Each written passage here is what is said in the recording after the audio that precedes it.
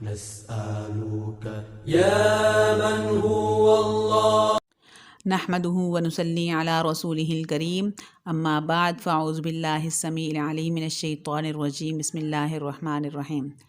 محترم سامعین، السلام علیکم ورحمۃ اللہ وبرکاتہ۔ معزز سامعین، آج میں اپنا موضوع لے کر حاضر ہوئی ہوں سہاگ رات کے بارے میں، کیونکہ آج کل سیزن چل رہا ہے شادیوں کا۔ شادیاں آج کل ہو رہی ہیں بہت زیادہ، کیونکہ بہت ہی خوبصورت موسم آج کل ہے، ٹھنڈا ٹھنڈا میٹھا میٹھا، نہ بہت زیادہ گرمی ہے نہ بہت زیادہ سردی ہے، اس لیے یہ شادیوں کے لیے بہت پیارا موسم ہے۔ تو معزز سامعین، میں نے سوچا کہ آج میں بھی اپنے معزز سامعین کے ساتھ یہ بات شیئر کروں کہ دولہا دلہن ان کی پہلی رات کتنی قیمتی ہوتی ہے، اور پہلی رات میں کہی گئی باتیں کتنی اثر انداز ہوتی ہیں۔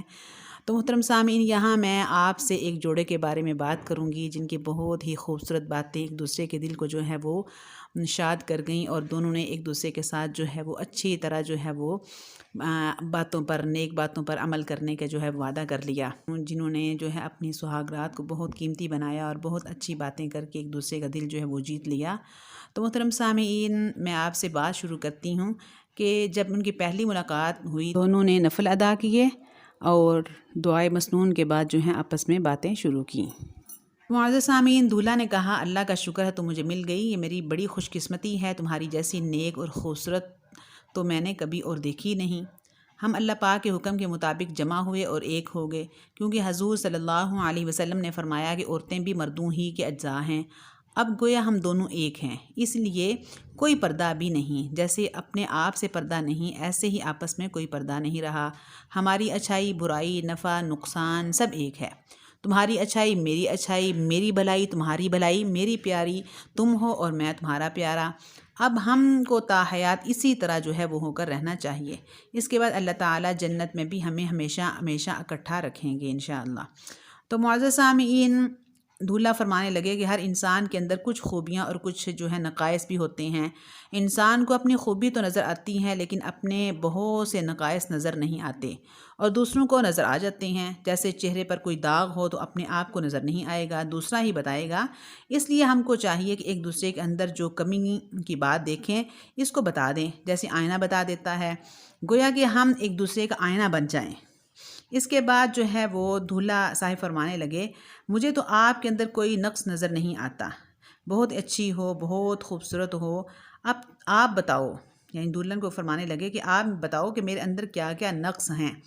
دلہن سے بہت زیادہ شرم کے مارے بولا بھی نہیں جا رہا تھا، مگر دولہا نے اصرار کر کے اور لمبی باتیں کر کے وہ پوچھا، تو دلہن وہ بڑی شرم کے ساتھ کہنے لگی، باقی سب تو ٹھیک ہے، لیکن میری سہیلیاں کہہ رہی تھیں کہ تمہارے شوہر کی داڑھی بہت لمبی ہے، ذرا چھوٹی ہوتی تو ٹھیک تھا۔ دولہا نے فوراً جواب دیا، بہت اچھی بات کہی، یہ کمی تو بہت آسانی سے دور ہو سکتی ہے، صبح اس کو چھوٹی کرا لیں گے، تم کہو تو بالکل بھی اس کو وہ ختم کرا دیں گے۔ دلہن نے کہا، نہیں، بالکل نہیں، یعنی ختم نہیں کروانی، ذرا جیسے بابو لوگ رکھتے ہیں اس طرح کی وہ رکھوا لیجئے، تھوڑی چھوٹی کروا لیجئے۔ تو معزز سامعین، دولہا نے کہا، بالکل ٹھیک ہے، صبح ٹھیک ہو جائے گی۔ تھوڑی دیر اور باتیں کرنے کے بعد دولہا فرمانے لگے، ایک بات کا فکر ہے کہ فلاں مولوی صاحب کے پاس جاتا ہوں تو وہ ناراض ہوں گے، چلو ان سے نہیں ملوں گا۔ اور تبلیغی جماعت کے وہ ہمارے ہمسائے جو ایس ڈی صاحب ہیں، ان کی بھی بہت لمبی داڑھی ہے، وہ ان کے پاس بھی نہیں جاؤں گا، شاید وہ برا ماننے، اس لیے ان سے بھی نہیں ملوں گا۔ ہاں، 2-4 دفتر کے دوست داڑھی منڈے ہیں جو خوش بھی ہوں گے کہ ہماری پارٹی میں آ گیا، اور اندر سے گھٹیا بھی سمجھیں گے کہ بیوی کی خاطر آتے ہی داڑھی کٹوا دی۔ دولہا نے یہ بات سن کر کہا کہ یہ بات تو فکر کی ہے، اسی طرح رہنے دیں، ٹھیک ہے۔ دولہا نے کہا، وعدہ ہو چکا ہے، یہ تو صبح ضرور کٹے گی، باقی اتنی بات ہے کہ آپ دماغ پر زور دے کر کوئی ایسی ترکیب بتائیں کہ دونوں پارٹیاں خوش رہیں۔ دلہن نے کہا، یہ تو ممکن نہیں۔ تو معزز سامعین، دولہا نے پھر کہا، ایسا کرتے ہیں کہ ایک پارٹی کو خوش رکھتے ہیں، دوسری پارٹی کی پرواہ نہیں کرتے، دونوں میں کون سی پارٹی کو خوش رکھنا ہے، اس کے متعلق سوچ لیتے ہیں۔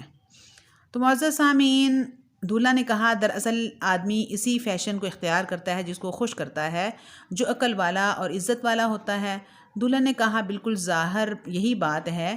تو معزز سامعین، دولہا نے کہا کہ اس کا فیصلہ کون کرے گا، عقل اور عزت والا کون ہے؟ کوئی ایک پارٹی تو جو ہے ضرور عقل اور عزت والی ہوگی، جس کا جواب دلہن کی سمجھ میں نہ آیا، خاموش ہو گئی۔ دلہن نے کہا کہ ٹھیک ہے، جس نے عقل کو پیدا کیا ہے، عزت اور ذلت سب چیز کا مالک وہی ہے۔ دولہا نے کہا چلو، جس نے عقل کو پیدا کیا ہے، عزت ذلت سب چیز کا مالک ہے، وہی ہمارا رب ہے، اسی کے قبضے میں سب چیز ہے، اس کے پاس جانا ہے۔ عقل اور عزت کے متعلق جو ہے اس کا فیصلہ ہے۔ نافرمانوں کے متعلق اس نے اپنے کلام پاک میں فرمایا اولئک کالانعام بل ھم اضل، یعنی وہ انسان حیوانوں کی طرح بے عقل ہیں، بلکہ ان سے بھی زیادہ بدتر ہیں۔ اور عقل مند لوگوں کے بارے میں جو ہے اللہ تعالیٰ نے فرمایا اولئک ھم اولو الالباب، یعنی صرف یہی لوگ عقل والے ہیں۔ یعنی عزت اور ذلت کا مالک تو وہی ہے جس کو چاہے عزت دے، جس حالت میں چاہے عزت دے۔ ہم نے جو ہے دیکھا فرمانبرداروں کی نافرمان بھی عزت کرتے ہیں، حتیٰ کہ ان کی قبر کی مٹی کا بھی احترام کرتے ہیں، مٹی بھی دلوں پر حکومت کرتی ہے۔ اب دلہن صاحبہ کہنے لگیں میں ساری بات سمجھ گئی ہوں دل سے، یہ داڑھی اسی طرح اچھی ہے اور خوبصورت ہے، اس کو نہ چھیڑنا۔ دلہا نے کہا جو وعدہ ہو چکا ہے وہ تو کرنا ہے۔ اب دلہن نے اصرار کر کے اور خوشامد کر کے نہ کٹوانے پر جو ہے منوا لیا۔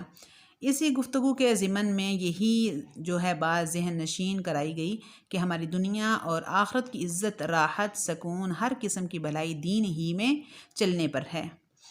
تو معزز سامعین، اس وقت محبت کے جذبات تو ہوتے ہی ہیں، وہ باتیں دل میں اثر کر گئیں، وہ باتیں جو ہے دل میں اتر گئیں، شوہر کا طرز فکر اور دینی جذبات دل میں اتر گئے، جس کا الحمدللہ آخر عمر تک جو ہے وہ اثر رہا۔ تو معزز سامعین، دلہن جو ہے شروع کے ایام میں جہیز میں آئے ہوئے شفون کے باریک دوپٹے اوڑھ کر جو نماز پڑھتی رہیں، جس سے جو ہے وہ سطر کھلا ہونے کی وجہ سے عورت کی نماز بالکل نہیں ہوتی۔ تو دولہا صاحب دیکھتے رہے اور مسئلہ نہیں بتایا، لیکن دن رات اور کوئی کام نہیں تھا، فراغت تھی۔ ایک تو تھوڑی تھوڑی دین کی کتابیں جو ہے وہ ان کو دیتے اور ان سے تھوڑی تھوڑی کتابیں جو ہے وہ سنتے، ایک تو دین کی کتابیں ان سے تھوڑی تھوڑی جو ہے وہ سنتے، دلہن صاحبہ جو ہے وہ پڑھتی اور دولہا صاحب جو ہے وہ ان سے بیٹھ کے سنتے، اور کچھ قرآن مجید کا جو ہے وہ ترجمہ جو ہے وہ پڑھانا شروع کر دیا۔ ترجمے کا بہانہ تھا دینی جذبات اور ایمان کی پختگی اور آخرت کا یقین اور اللہ اور اس کے رسول کی محبت پیدا کرنے والی باتوں کا تذکرہ ہوتا رہا، حتیٰ کہ 15 روز کے بعد آہستہ سے کہا کہ اس دوپٹے سے نماز نہیں ہوتی۔ دلہن جو ہے نماز پڑھ رہی تھیں باریک دوپٹے میں، تو دولہا صاحب فرمانے لگے کہ اس دوپٹے میں نماز نہیں ہوتی، وجہ بھی بتا دی۔ وہ بے تکلف تو ہو گئی تھی پہلے ہی، بہت ناراضگی سے کہنے لگی اتنے دن ہو گئے، پہلے دن کیوں نہیں بتایا، میری ساری نمازیں گئیں۔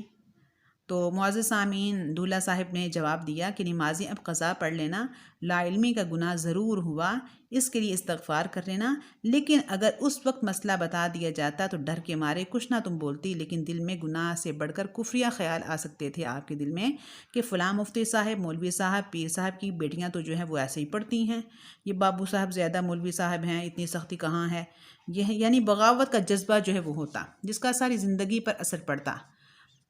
معزز سامعین، مشہور ہے کہ جب توا گرم ہو تو تب روٹی جو ہے وہ ڈالنی چاہیے، ورنہ ٹھنڈے توے پر روٹی جو ہے خراب ہو جاتی ہے۔ تو اب جو ہے دولہا فرمانے لگے کہ تم نے دین کو سمجھ لیا، اس کے احکامات کی جو ہے وہ عظمت تمہارے دل کے اندر آ گئی، اب تم نے میری بات کو مان لیا۔ تو محترم سامعین، ایسے پیار محبت کے ساتھ جو ہے وہ ایک دوسرے کو جو ہے صحیح راستے پر لانے کے لیے ایسے باتیں کرنا، ایسے معاملات سے پیش آنا کہ ساری زندگی ان باتوں کا اثر رہے، اور اللہ تعالیٰ جو ہے نئے جوڑوں کو، نئے شادی شدہ میاں بیوی کو اللہ تعالیٰ جو ہے پیار محبت سے زندگی بسر کرنے کی توفیق عطا فرمائے۔ اللہ تعالیٰ عمل سمجھ کی توفیق عطا فرمائے۔ السلام علیکم ورحمۃ اللہ وبرکاتہ۔